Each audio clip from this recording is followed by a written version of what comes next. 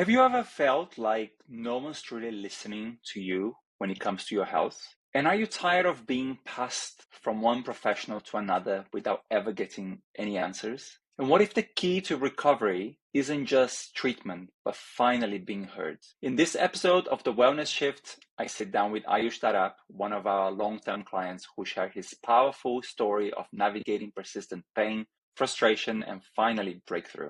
What stood out most to him wasn't just the care he received, it was the fact that we never gave up on him. We listened, we adapted, and we kept digging to find the real root cause. Hi, I'm Bruno de Jong, physiotherapist and founder of CBA Clinics, a physiotherapy and wellness business based in London, with clinics in Waterloo, Canary Wharf, and Elephant and Castle.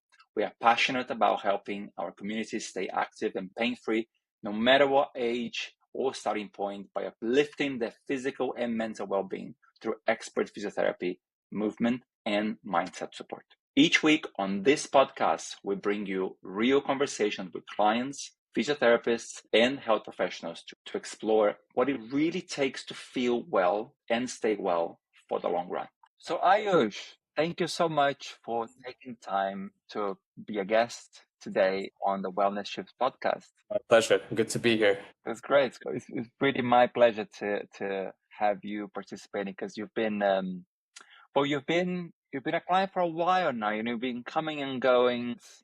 I didn't want to ask you to do the podcast because I was always get curious, and I think I know why people keep coming back, but people have their own reasons, and sometimes they pick up on different aspects of our service, and sometimes things that I haven't even thought about, and that also relates to how people are wired or to what their needs are.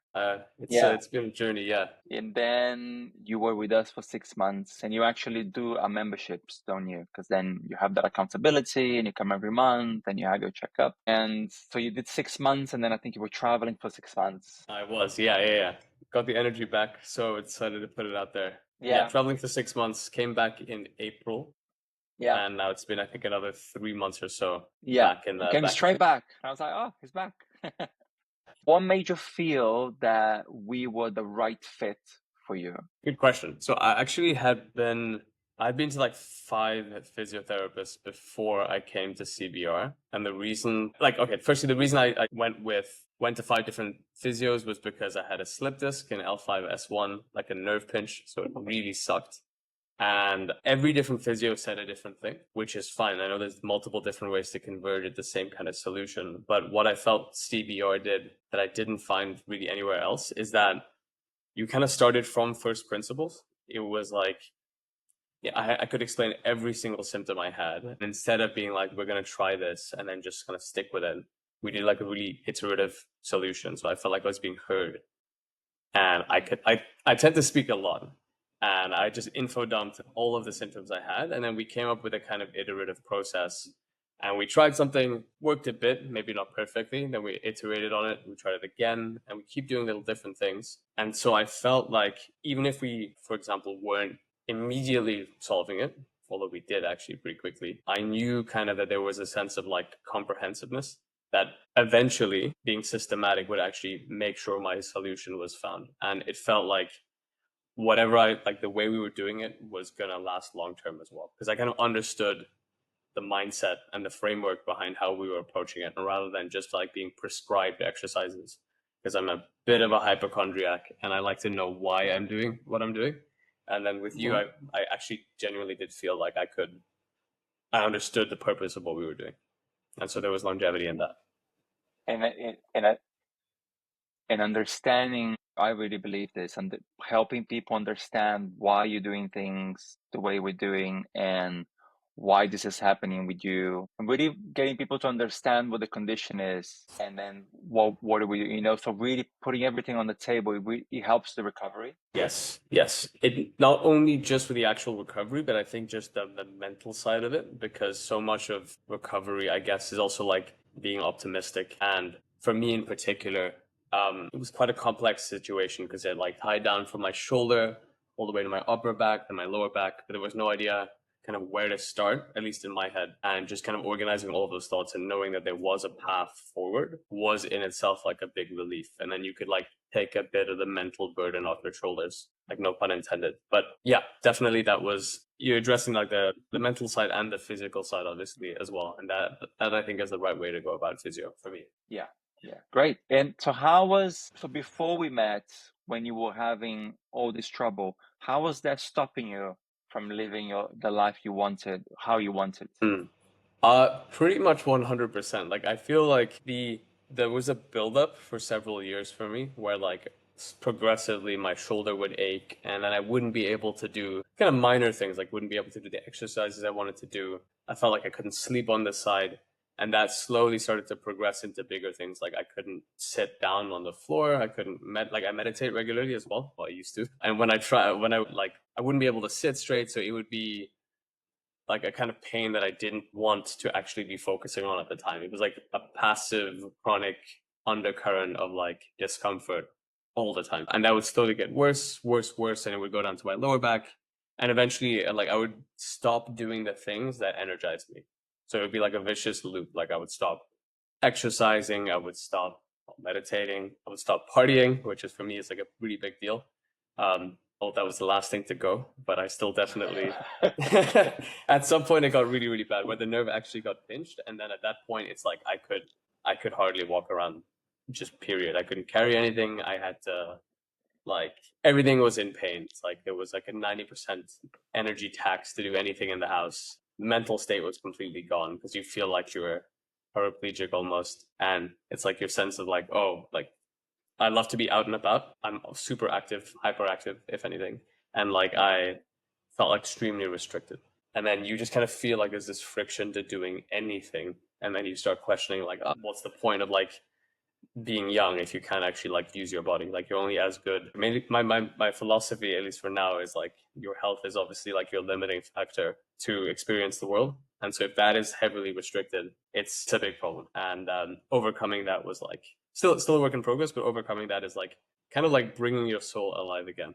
Not to sound dramatic, but definitely feels like that. But if you can't do the stuff you like, then it really, and you being young, it really affects you mentally, right? I'm reading this book now, and it talks a lot about how when we're young, we have more free time. We might have more free time, more health, and maybe not so much money. So we have the free time and the health to go and do stuff, and maybe we don't have much money, but we'll go on the cheap or whatever. But when we're older, the limiting factor is health, because when you're 60, 70, 80, things creep up. It's just going to happen.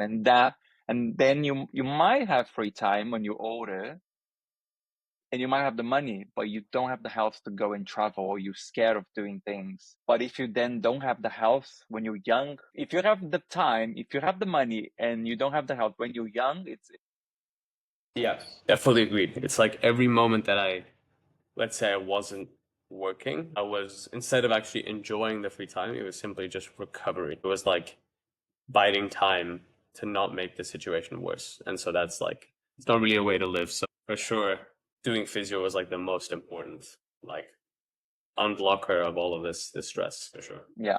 So where are you now in terms of your physical health and yeah, after all this journey you've gone through? I'd say in a much, much better space. Like again, the two main levers are like the physical side and the mental side.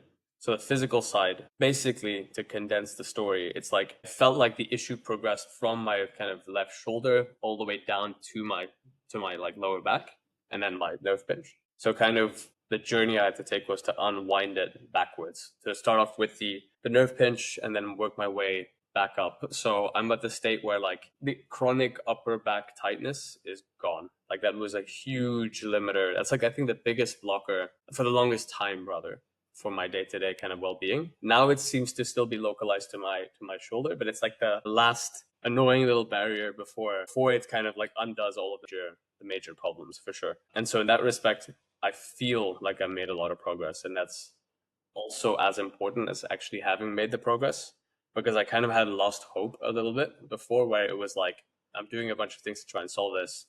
I have no idea where I'm going in this or what the forward direction is. But now that I've actually seen progress, I can see that I can still keep making progress. I can see how it can make me feel better. So physically, I'd say almost completely resolve the situation. And even if I don't completely resolve it, the idea of understanding, like the understanding I've developed about the way my body works and why certain muscles do certain things and the mindset behind moving certain ways has actually given me a bit of like a framework or a blueprint, so I can understand from first principles like why I have to move a certain way.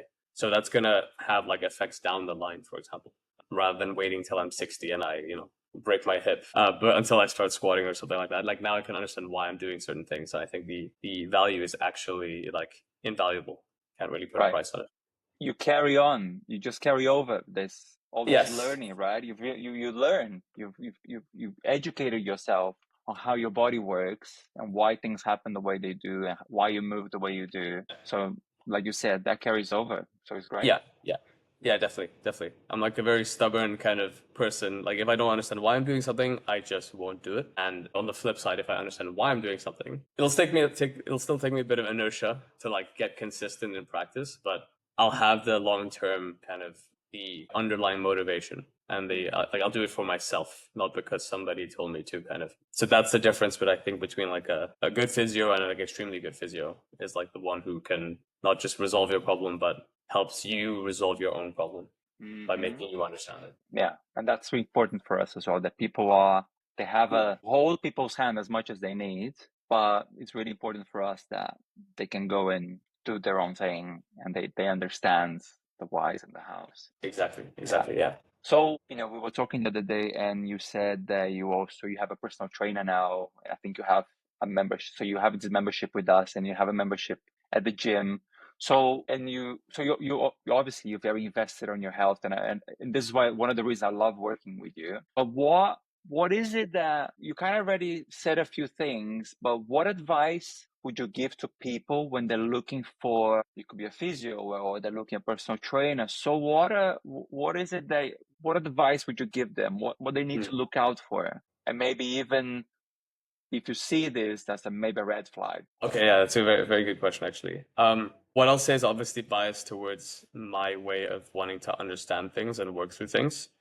But I will say, pick somebody who you can kind of like spar with, like have a dialogue with. What I mean by that is like if a physio or personal trainer or whatever, a healthcare provider is just like, it is this, do this, and then they kind of a little inflexible on the additional information you give. Let's say it's like a constellation of different symptoms that you have, and it's quite a complex like problem that you have coming in with. But if they kind of like oversimplify the situation, or if you feel like they haven't really understood what your problem is, and they don't really budge when you try and like describe it different ways, if you try and explain the complexity and the nuance of your situation, that would be a red flag.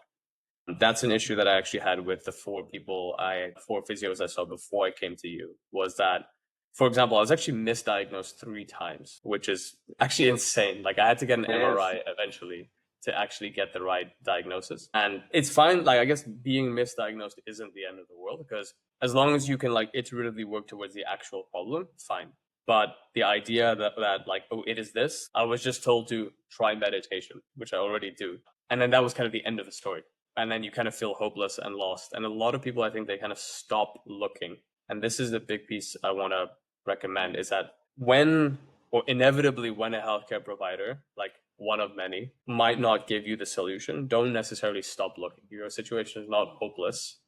It's a kind of like a numbers game. You try out different providers. You see, okay, do I have a good connection with them? Like say with you, I feel like I can talk, but I can say whatever I want to say. Like there's no kind of filter. I don't feel like there's a formal atmosphere or anything like that, which for me makes it a lot easier to just say anything that comes to mind, which makes me feel at peace. Like even if what I'm saying is completely useless to the actual diagnosis or the treatment plan, if I feel like I'm being heard, then I know that, oh, at least this was taken into consideration. This was not a problem. So I can just kind of cool my mind down a bit as well. And then secondly, again, the main thing is like, don't look for prescriptions, look for like an understanding. So try and get a reasoning system. Why would my shoulder be the cause of my slip disc like 3 years later? Like what is like the system that your body is using? Like how do I understand how that works? If your healthcare provider can actually explain that back to you, and it can answer like different contexts, then that's the best way to, I think, build your own understanding. I guess I would say that the good provider is the one that you wouldn't need after X amount of time. I'm staying with you out of choice because I really like, and I just like more and more things I want to work on. So yeah, to condense it slightly, like don't hesitate to try many different providers and then pick one. Secondly, I would say pick somebody who you can have a dialogue with and teaches you the understanding. And thirdly, like a new thing, I would say if you find somebody that you like, stick with them. Try and like commit, maybe like invest. Don't try and do 1 session, 2 sessions, and squeeze out as much as you can out of those 1 or 2 sessions. Try and like let it run its course thoroughly.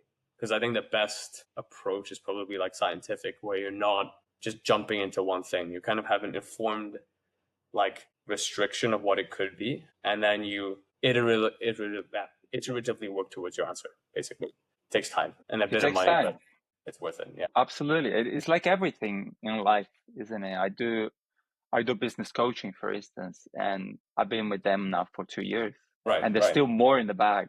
I'm still learning, and so it's like you're always learning, and with physio, it's like that. I feel, especially when there's complex cases, there's lots of different injuries, and then a lot of people like you stay with us because they just want to have a check-in, just want to touch base, make sure things are not regressing. Am I missing something? That, or is there something new just sort of creeping up a little bit that I just want to have a little look at? agreed. So sometimes it's just a bit of an ongoing. So if someone is shopping around and they're a bit hesitant about booking their first appointment, what would you say to someone like that? I guess it first depends on the reason why they would be hesitant. There's a lot of reasons. I guess it could be money, it could be they maybe be disillusioned by physios. They might have seen many different providers and not got what they wanted, so they think the next one is going to be the same. And there's like a lot to unpack there. Be as intentional as possible with what you want out of a session and make that very clearly communicated. So it's kind of like getting a haircut, right? If you go to a barber, like a random barber, and you ask them, you kind of give them very vague details. You don't really describe exactly what you want, or you haven't clarified to yourself what you think a good haircut would look like, then it's like a 90% miss rate. Even if you go to like the best barber in the country, they might not give you your exact cut because it's not exactly clear what you want. So I think you need to make it clear to yourself what you think a good physio session looks like, and then have that clearly listed. Just immediately communicate that with the physio that you're going to see. And if you feel like, okay, they've understood exactly what I want, is it realistic? Yes. If it is, awesome. Then I would say go ahead and then assess it against that. And if you can't find it, at least you have something like measurable to compare against. Yeah. Great. Ayush, it's been a pleasure to have this chat with you today. I hope anyone who's listening feels inspired by your resolve, with your, trying to stay healthy and doing everything you can for that. I certainly inspires me. So I hope everyone else who's listening also feels inspired somehow and has picked up on something on our conversation. If anyone who is listening needs any help, please don't hesitate to reach out to us. We do offer free 15 minutes consultations. Ayush, thanks again. My pleasure. Enjoy the rest of your day, and I will see you all next time. 100%. Likewise, Bruno. Take care. Thank you. See you. Bye-bye.